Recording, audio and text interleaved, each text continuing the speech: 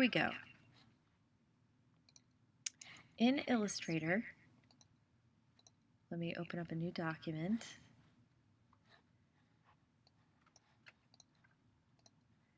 Print. Okay, you all know that you have to create your letters. You want them to be no bigger than an inch, and they absolutely have to be using Universe, which you have installed. So I'm choosing Universe. And at this point, my text is still editable, which means if I grab my type tool, I can highlight the text. In order to cut it, we have to make it into an object. So with this selected, if I go to Object Expand and click OK, now when I zoom in, you can see there is a path around this shape. Now we can cut it and move it and rotate it and do everything that you wanted to do. There's an easier way than the way that I showed you earlier with the scissor tool. And this involves the line segment tool.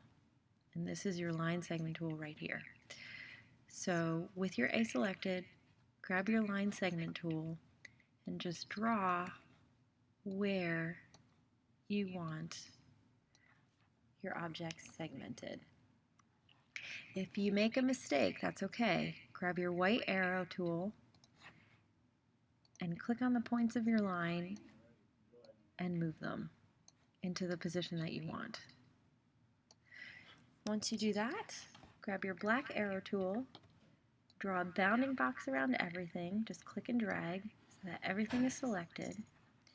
And remember, we're going to use our Pathfinder. If you can't find your Pathfinder, go to Window, Pathfinder. I just closed mine, so I'm going to reopen it. That's not true.